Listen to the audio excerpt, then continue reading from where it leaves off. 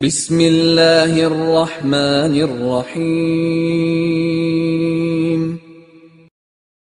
السلام علیکم ورحمۃ اللہ وبرکاتہ۔ الحمد للہ وکفی وسلام علی عبادہ الذین اصطفی، اما بعد۔ حاضرین و ناظرین، یہ درس حدیث نمبر 185 ہے اور آج کا عنوان ہے قرآن مجید کو بھولنے کا بھیانک انجام۔ روایت سماعت کیجیے، ترجمے کے بعد تشریح کی جائے گی۔ بسم اللہ الرحمن الرحیم۔ عن سعد بن عبادة رضی اللہ عنہما قال قال رسول اللہ صلی اللہ علیہ وسلم ما من امرئ يقرأ القرآن ثم ينساه إلا لقي الله يوم القيامة أجزا، رواہ ابو داؤد۔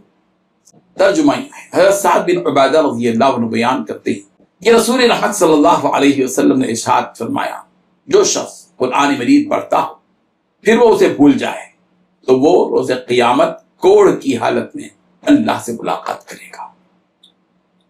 بزرگان محترم، اس حدیث میں صرف ایک بات بتلائی گئی ہے، ان لوگوں کے لیے بڑی بعید کی بات ہے جو لوگ قرآن مجید کو پڑھتے ہیں، تلاوت کرتے ہیں، یاد کرتے ہیں، پھر اس قرآن مجید سے اس قدر بے پرواہی لاپرواہی کرتے ہیں کہ اسے بھول جاتے ہیں۔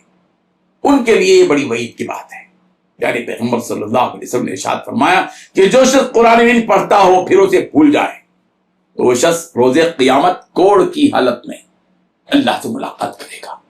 کوڑ کی بیماری ہوتی ہے، ہم سب جانتے ہیں۔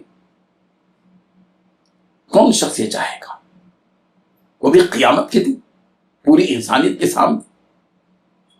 ایک ایسا شخص جو دنیا میں صحت مند تھا اور قیامت کے دن وہ کوڑ کی حالت میں پوری دنیا کے سامنے، پوری انسانیت کے سامنے میدان قیامت میں کھڑا ہو، اللہ سے ملاقات کرے، وہ کون شخص یہ چاہے گا؟ ہم سب کو بڑی سنجیدگی کے ساتھ، بالخصوص ان حفاظ کرام کو جنہوں نے قرآن مجید کو حفظ کیا، پھر دنیا کی لالچ نے یا دولت نے، مال کمانے نے، تجارت نے، ملازمت نے، ماحول نے اس قدر ان کو مجبور کر دیا کہ قرآن مجید کو انہوں نے فراموش کر دیا، وہ قرآن مجید کو بھول گئے۔ انہیں اس حدیث کو بڑی سنجیدگی کے ساتھ پڑھنا چاہیے، فکر کے ساتھ سننا چاہیے کہ پیارے پیغمبر صلی اللہ علیہ وسلم کیا بتانا چاہتے ہیں۔ جن لوگوں نے بھی ایسی حرکت کی ہے ان کو چاہیے کہ وہ توبہ کریں اور جو کچھ کہ انہوں نے قرآن مجید کو یاد کیا ہے اس کو ذہن میں رکھیں اور یاد رکھیں۔ یاد کرنا کمال نہیں، یاد رکھنا کمال ہے۔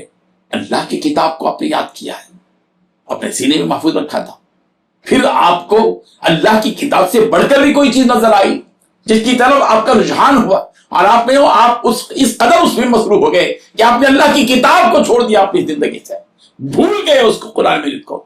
توبہ کرنا چاہیے اور اللہ کے حضور سچی توبہ کرتے ہوئے اللہ کی اس کتاب کی طرف لپٹ کر دوبارہ اللہ تبارک و تعالیٰ کی اس کتاب کو یاد کرنا چاہیے، کہیں ایسا نہ ہو کہ قیامت کے دن پر پروردگار سے اس حالت میں ملاقات کریں کہ ہمارا جسم کوڑ کی حالت میں ہو۔ اللہ تعالیٰ ہم سب کو عمل کی توفیق عطا فرمائے، آمین۔ وآخر دعوانا ان الحمد للہ رب العالمین۔